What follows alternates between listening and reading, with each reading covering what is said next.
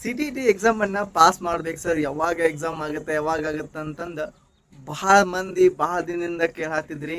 ಇವತ್ತಿನ ದಿನ May 11, 2026ರಂದು 21ನೇ edition CTET ಪರೀಕ್ಷೆಯನ್ನು ಮತ್ತೊಂದು ಸಲ ಕಂಡಕ್ಟ್ ಮಾಡಾಕ CBSE ಅವರು ಹೊಂಟಾರ. ಬರ್ರಿ ಇವತ್ತು ಯಾವ ಡೇಟಿಂದ ಯಾವ ಡೇಟ್ ಮಟ್ಟ ಎಷ್ಟು ನೀವು ರೊಕ್ಕ ಕೊಟ್ಟು ಅಪ್ಲಿಕೇಶನ್ ಹಾಕಬೇಕು, ಯಾವಾಗ ಎಕ್ಸಾಮ್ ಇದೆ, ಮತ್ತು ಇದ್ರ ಜೊತೆಗೆ ಏನೆಲ್ಲ ನಿಮ್ಮ ತಯಾರಿ ಇರಬೇಕು ಅನ್ನೋದನ್ನು ಈ ಒಂದು ವಿಡಿಯೋದೊಳಗೆ ನಿಮಗೆ ನಾನು ಹೇಳ್ಕೊಡ್ತೀನಿ. ನೀವಿಲ್ಲಿ ನೋಡತ್ತೀರಿ, Central Board of Secondary Education CBSE ದವರು ಇವತ್ತೊಂದು ದಿನ ಪಬ್ಲಿಕ್ ನೋಟಿಸ್ ಬಿಟ್ಟಿದ್ದನ್ನು ನಿಮಗೆ ನಾನು ಸ್ಕ್ರೀನ್ ಮೇಲೆ ತೋರಿಸ್ತೀನಿ. CBSE ಅವರು 22ನೇ ಎಡಿಷನ್ದು ಸೆಂಟ್ರಲ್ ಟೀಚರ್ ಎಲಿಜಿಬಿಲಿಟಿ ಟೆಸ್ಟ್ ಅಂದರೆ CTET ಪರೀಕ್ಷೆಯನ್ನು ಸೆಪ್ಟೆಂಬರ್ 6ಕ್ಕೆ ಸಂಡೇ ದಿನ ನಡ್ಸಕ್ಕೆ ಹೊಂಟಾರ. ಅದು ಪೇಪರ್ 1 ಮತ್ತು ಪೇಪರ್ 2.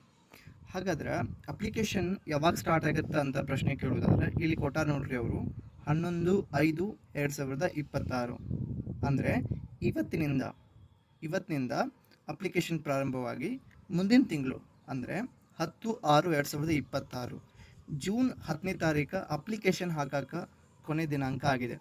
ಹಾಗಾದ್ರೆ ರೊಕ್ಕ ಕೊಟ್ಟಾಕ ಕೊನೆ ದಿನ ಯಾವುದು ಅಂತಂದರೆ ಜೂನ್ 10, 2026 ಕೊನೆ ದಿನಾಂಕ ಆಗಿದೆ.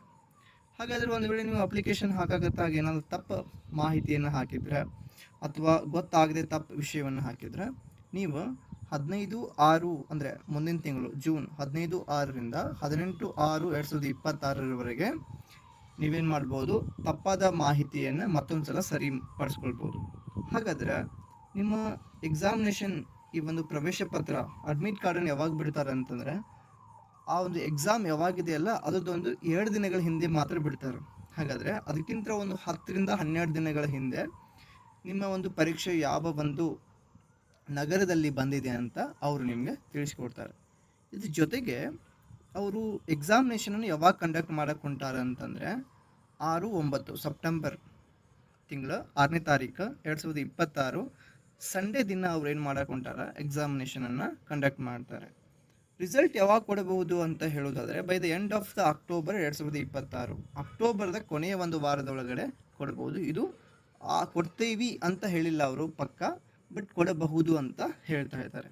ಒಂದು ವೇಳೆ ಅವ್ರು ಏನು ಹೇಳ್ತಾರೆ ಅಂತಂದರೆ ಒಂದು ವೇಳೆ ಭಾಳ ಏನಾದರೂ ಅಪ್ಲಿಕೇಶನ್ಸ್ಗಳು ಭಾಳ ಬಂದರೆ ಒಂದೊಂದು ಸಲ ಏನಾಗ್ತದೆ, ಈ 6ನೇ ಅಂದರೆ ಸೆಪ್ಟೆಂಬರ್ 6ಕ್ಕೆ ಏನು ಪರೀಕ್ಷೆ ಇದೆಯಲ್ಲ 9ನೇ ತಿಂಗಳು, ಒಂದು ವೇಳೆ ಅವರು ಸೆಪ್ಟೆಂಬರ್ 5 ಮತ್ತು 6 2 ದಿನ ಪರೀಕ್ಷೆಯನ್ನು ಕೂಡ ಮಾಡಬಹುದು ಅಂತ ಹೇಳ್ತಾ ಇದ್ದಾರೆ. ಅಂದರೆ ಈಗ ಆಲ್ರೆಡಿ ನೀವು ನೋಡತ್ತೀರಿ ಹಿಂದಿನ ಒಂದು CTET ಪರೀಕ್ಷೆ ಕೂಡ ಹಾಗೆ ಆಯಿತು ಅಂತ.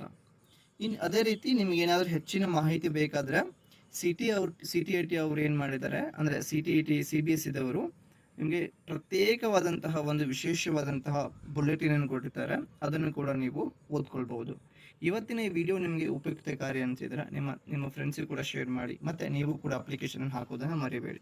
CTETಗೆ ಸಂಬಂಧಪಟ್ಟಂತಹ ಪ್ರಶ್ನೆ ಪತ್ರಿಕೆಗಳು ಮತ್ತು ಏನಾದರೂ ನೋಟ್ಸ್ ಬೇಕಾದರೆ ಈ ಒಂದು ಸ್ಕ್ರೀನ್ ಮೇಲೆ ಏನೋ ಕಾಣುವಂತಹ ವಾಟ್ಸಪ್ ಸಂಖ್ಯೆಗೆ ನೀವು ನೇರವಾಗಿ ನನ್ನನ್ನು ಸಂಪರ್ಕಿಸುವುದರ ಮುಖಾಂತರ ಎಲ್ಲ ನೋಟ್ಸ್ ಮತ್ತು ಪ್ರಶ್ನೆ ಪತ್ರಿಕೆಗಳನ್ನು ಪಡೆಯಬಹುದು. ನಮಸ್ಕಾರ.